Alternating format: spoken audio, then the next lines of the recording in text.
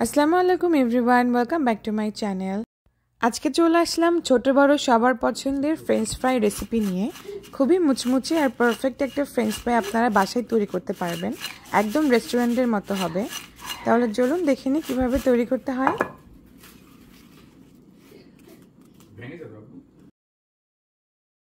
French fry তৈরি করার জন্য আমি এখানে 3টা মিডিয়াম সাইজের আলু নিয়েছি।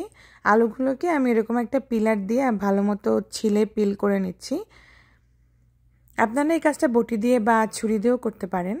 এখন আলুর সাইডটা আমি এইভাবে কেটে নিচ্ছি যাতে ফ্রেঞ্চ ফ্রাইগুলো একদম চৌকো আকারের হয়। এখন প্রায় 1/2 ইঞ্চি পরিমাণ করে আমি কেটে নেব, ঠিক এভাবে। এখন আবার একটু 1/2 ইঞ্চি পরিমাণ করে এভাবে কেটে নিচ্ছি, একদম ফ্রেঞ্চ ফ্রাই স্টাইলের। আপনারা চাইলে এর থেকে পাতলা করেও কাটতে পারেন বা এর থেকে চিকন করেও কাটতে পারেন। এখন এগুলোকে আমি ভালো মতো ঠান্ডা পানি দিয়ে ধুয়ে নেব। ধুয়ে নেওয়া হয়ে গেলে আমি এখন চুলায় চলে যাব। চুলায় একটি প্যানে আমি কিছুটা পানি গরম করতে বসিয়ে দিয়েছিলাম। পানি ফুটে উঠলে ওর মধ্যে দিয়ে দিলাম 1 টেবিল চামচ লবণ আর কেটে রাখা আলুগুলো দিয়ে দিলাম। এখন ঘড়ি ধরে প্রায় 4 মিনিট মতো আমি এটাকে কুক করে নেব। এর থেকে বেশি করা যাবে না, তাহলে সেদ্ধ হয়ে যাবে। আমরা হালকা একটু সেদ্ধ করে নেব। এখন ফ্রেঞ্চ ফ্রাইগুলোকে আমি খুব ভালো মতো পানি ঝরিয়ে শুকনো কাপড়ের উপরে আমি এভাবে নিয়ে নিলাম। এখন এটাকে ভালো মতো ঠান্ডা করে নেব। আর এক্সট্রা যে পানিটুকু আছে সেগুলো আমি আবার একটা টাওয়াল দিয়ে ভালো করে মুছে নিচ্ছি।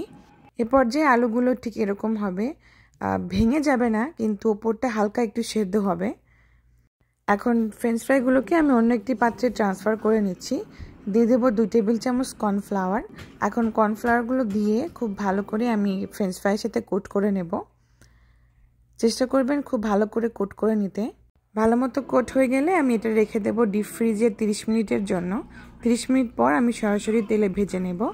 এর জন্য আমি আগে তেল গরম করতে দিয়েছিলাম। এখন চুলার আঁচ মিডিয়ামে রেখে প্রায় 2 থেকে 3 মিনিট মতো আমি ভেজে নেব। যেহেতু ফ্রেঞ্চ ফ্রাইগুলোকে ডাবল ফ্রাই করব, এর জন্য প্রথমবার 2 থেকে 3 মিনিট মতো ফ্রাই করে নিলেই হবে। ফ্রাই করার সময় একটু নেড়েচেড়ে দিতে হবে যাতে সব দিকে পারফেক্টলি ফ্রাই হয়।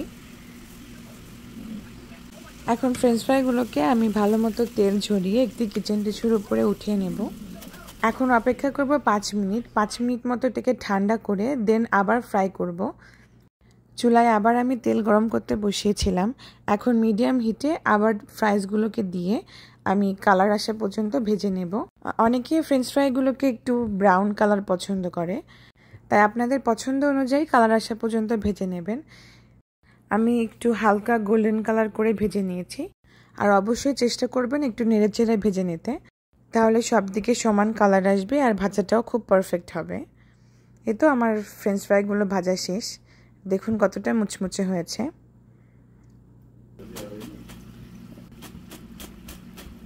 এখন ফ্রেঞ্চ ফ্রাইগুলোকে আমি তেল ঝরিয়ে একটি কিচেন টিস্যুর উপরে উঠিয়ে নিয়েছিলাম। এখন ফ্রেঞ্চ ফ্রাইগুলোকে যে পাত্রে সার্ভ করবেন সে পাত্রে নিয়ে উপর থেকে কিছুটা লবণ ছিটিয়ে দিচ্ছি। আপনারা চাইলে যে কোনো মশলাও ছিটিয়ে দিতে পারেন। যেহেতু এটা আমার ছোট বেবি খাবে, এজন্য আমি শুধু লবণ দিয়েছি। দেখুন কতটা মুচমুচে হয়েছে। আমার এই রেসিপি ফলো করলে ইনশাআল্লাহ আপনাদের ফ্রেঞ্চ ফ্রাইগুলো এরকম মুচমুচে হবে।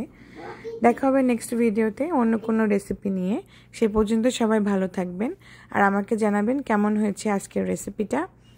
তাহলে আজকে এই পর্যন্তই। আল্লাহ হাফেজ।